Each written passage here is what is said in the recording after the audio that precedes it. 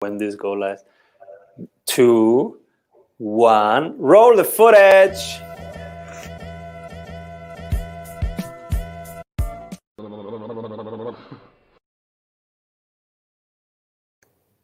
Welcome everybody to the Strategy Show. I'm your host Simon Severino, and today with us, she grew up in Silicon Valley. She co-founded the Clubhouse, an innovation center that connects leaders and learners, funders and founders across industries.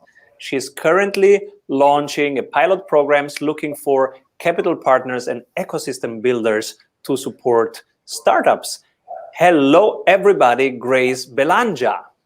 Hello. Nice to see everybody. Grace, what are you currently creating? So we are creating here in the United States a platform to help entrepreneurial support organizations. So organizations that are sort of the funnel to entrepreneurs in their communities, and it's a division of the Clubhouse, which is the nonprofit that I helped found about 8 years ago, and the company, the division that we have is now called Make Startups, and Make Startups is the division that we're helping to use across the country to pilot cities that want to help entrepreneur support organizations. So if I am a city, I should contact you?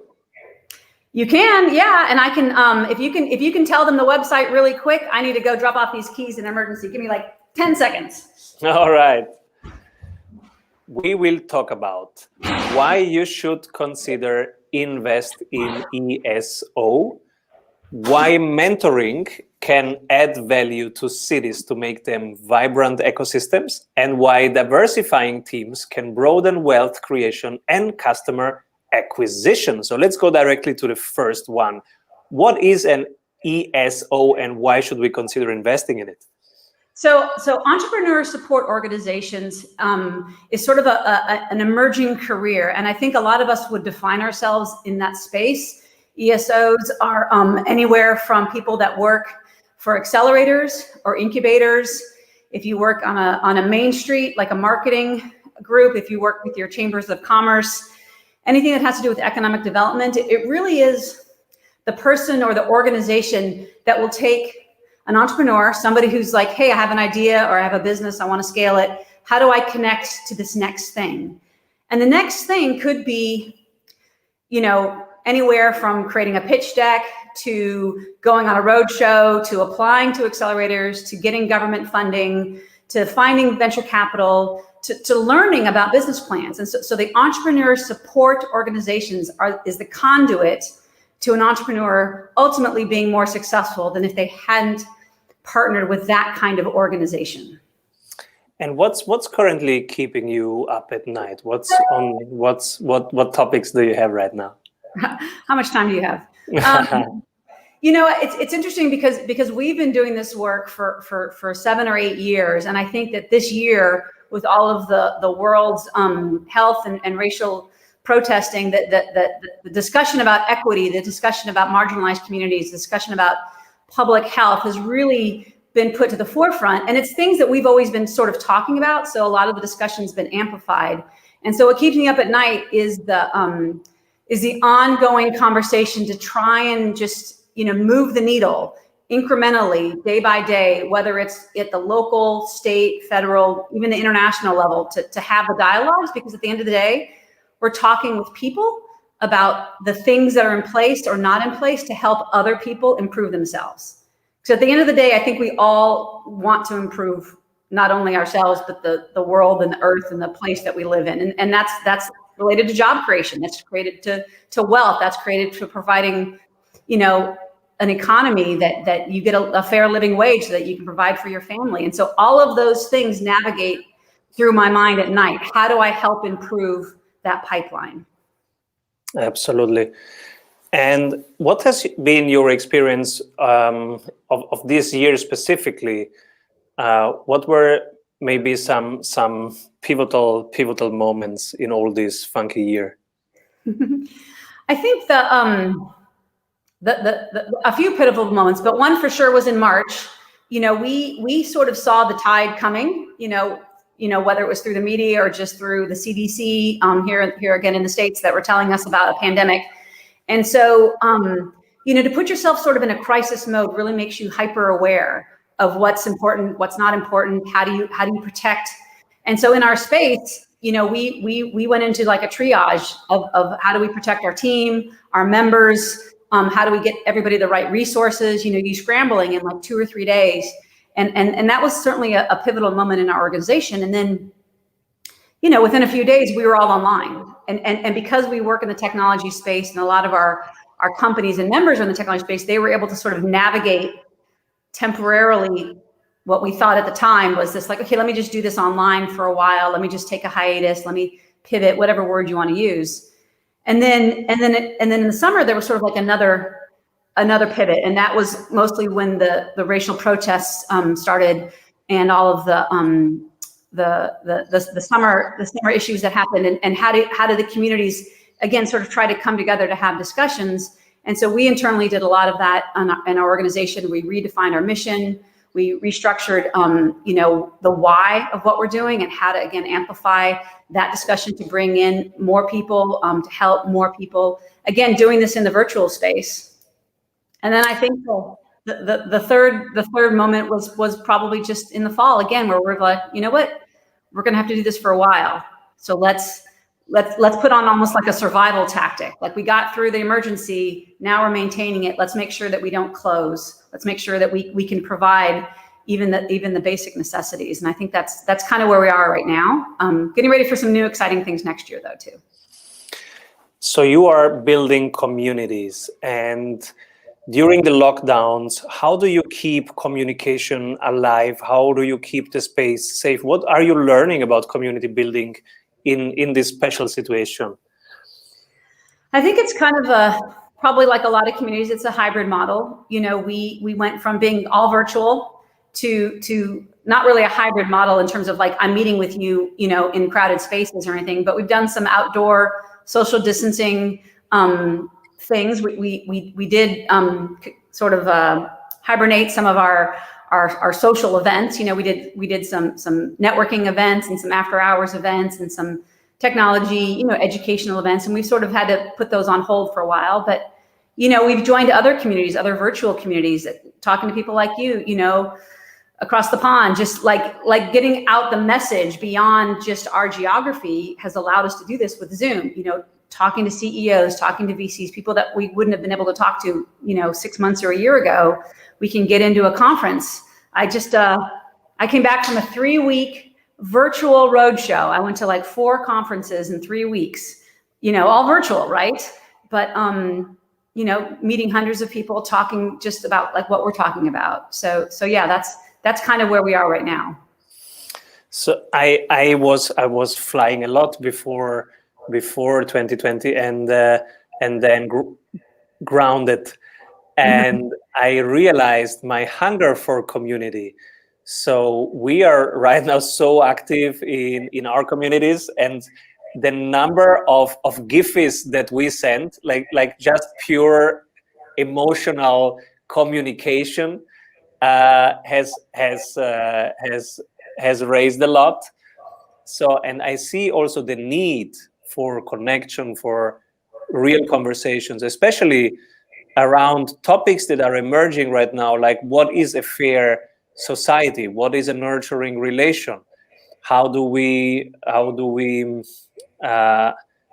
make sure that respect happens in every single place, and how do we react to it when it's not happening. All these conversations that we wanted to have all the time, but now it's easier to talk about it. But on the other side, yeah, how to enable the community to stay alive and to grow and to nurture. These are such interesting topics. And before we continue, I want to ask you about the Strategy Award.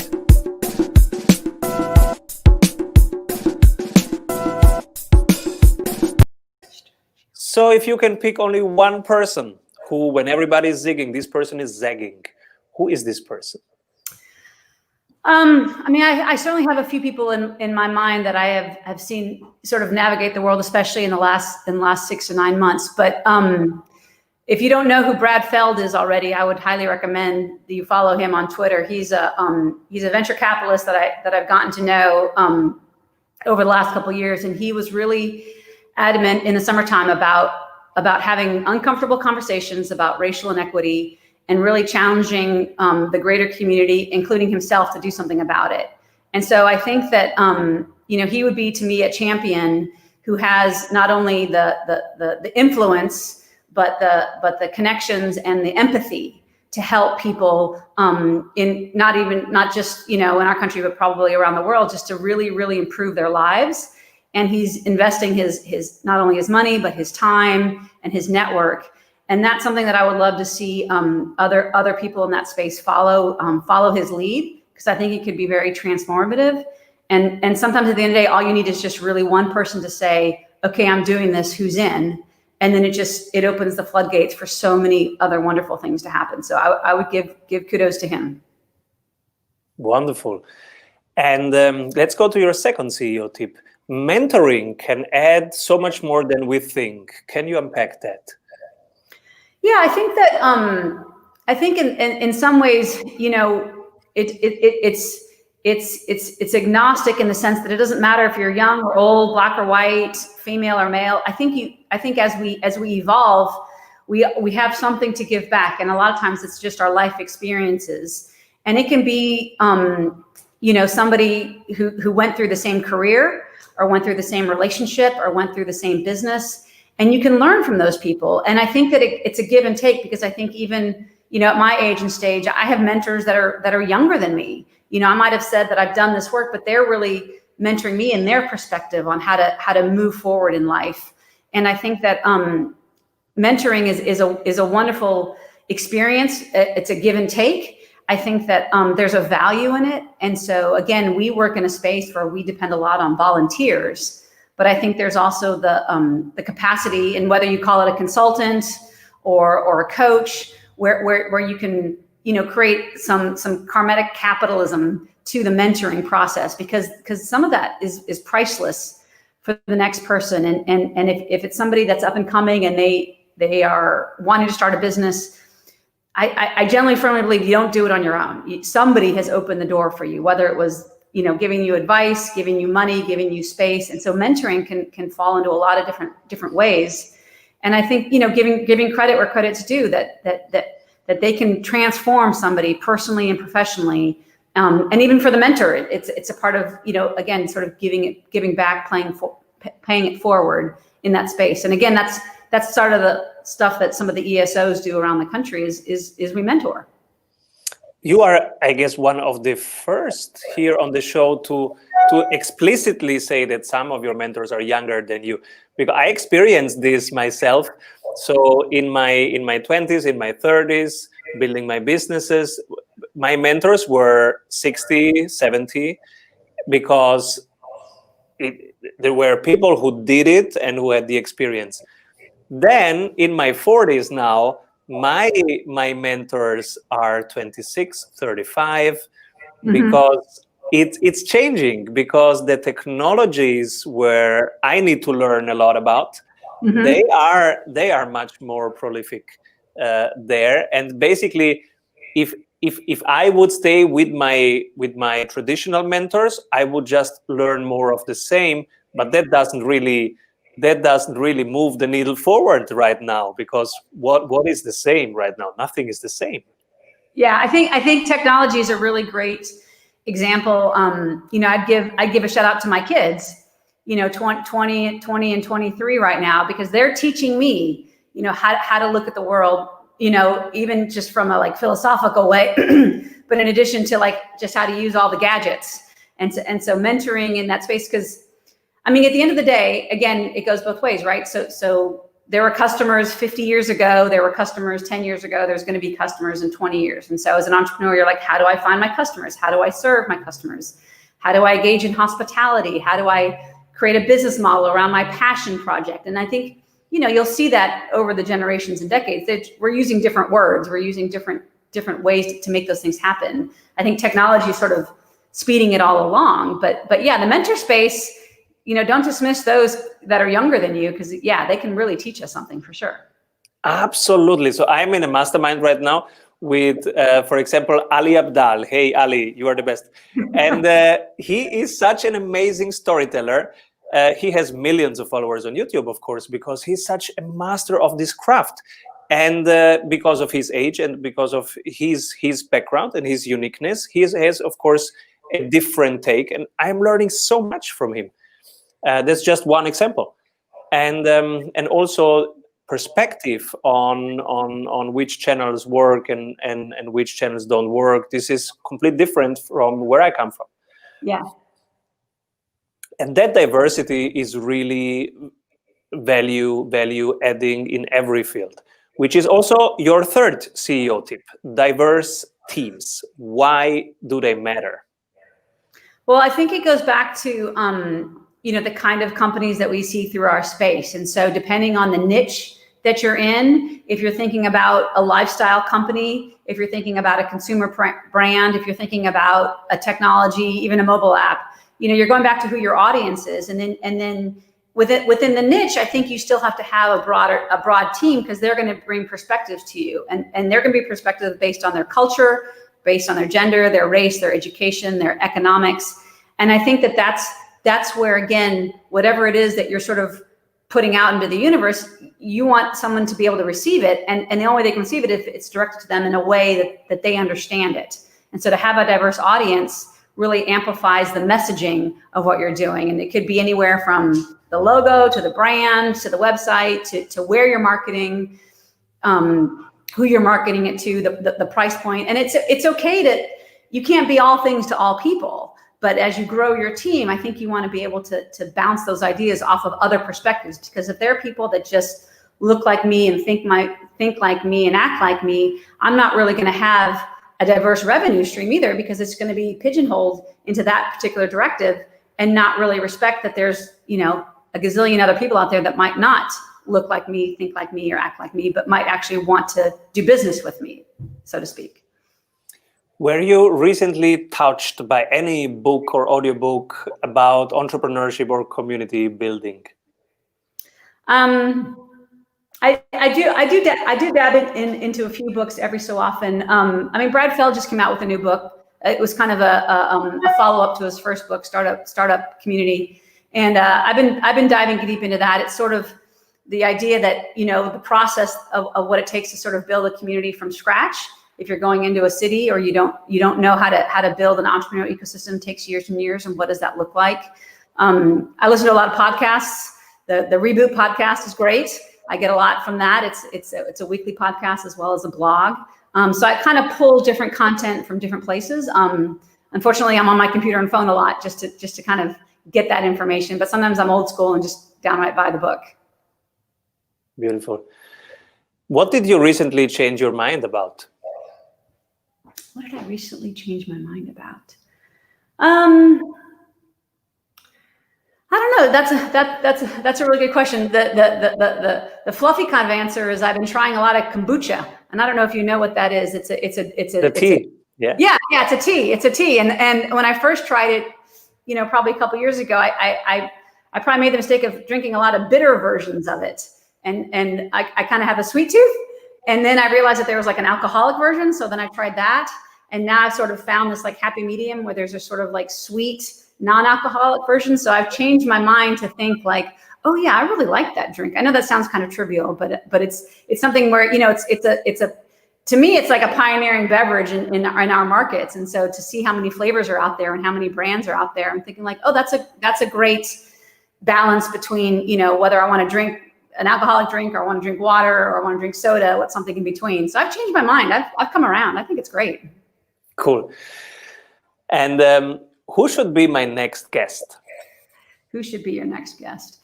Well, I always give credit to my co-founder, Eric Parker, because he was the one who pioneered the idea of the Clubhouse here in Augusta, Georgia. And his background in architecture really amplified the idea of what buildings do to communities and how does that work and how do you create something to bring people together to innovate. And the Clubhouse in and of itself was just a bunch of clubs that came together in the space. And I'm actually in one of the spaces right now. There's some artwork behind me that he created. And it was really the intent to say, after we were doing this for a couple of years, getting other communities coming to us, say, how do we do what you did? Like, how did you start this? How did you maintain it? What's your business model? Where do you find your community? And that's, again, sort of where Make Startups went off, and partnering with other communities and cities, across the country. We're piloting cities right now, doing some in Georgia, some in Colorado, some in California, but we intend to amplify it across the country so that they can access some funding that they might have not been able to access before, to really keep the doors open, to provide education, mentoring, and space. Because at the end of the day, a lot of entrepreneurs can't afford that. And so if you have the funds to do it, then it's kind of a win-win for everybody. So cool. Is there anything I forgot to ask you? I don't know. I mean, I think if people want to find out more about us, just put it in the tagline. They're welcome to visit our website, makestartups.com, or they can visit the clubhouse.com. It's kind of spelled funny, so if you spell it right, it'll be great. We bought the domain name from Sweden. Like, that was one of the first things we did. So it's theclubhow.se. You'll see a lot of the things that we do. We do code schools. We have a makerspace. Yep, that's one of them. Perfect. The Make Startups is the division for working with communities. We're doing it domestic. It'd be fun to do it internationally. We've had some interest from Canada. So maybe when the skies are open again, we can come over to Europe. I'd love to see how the ecosystem works internationally, because I've heard some different things about how you leverage where you are and what you're doing. I don't know if it's a mindset for risk taking or innovation. I don't know if there's a financial safety net working with your municipalities. But I imagine there's a lot of entrepreneurs that would love to learn what we do, and I would love to sort of share what we do too, to other communities that are. And again, we're talking about communities that are outside the scope of like Main Street cities, like whether it's Paris or London or Vienna. You might already have that ecosystem, but if you go 25, 50 miles out, rural communities, how are you helping those smaller towns? If they have a talent drain, or if they have their youth moving away. A lot of times communities want to keep their people. They want to keep them in their towns, and you don't want them to move away for jobs and stuff. So technology can help amplify that and stay in their communities and create that quality of life. And that's a lot of the communities that we work with is mid-sized and rural communities that are sort of outside an urban sector that are kind of left behind, to be honest with you. Absolutely. Grace, thank you so much for being on the show, and come back soon. Okay, well, thank you for having me. I appreciate it. Look forward to watching more episodes. So thank you.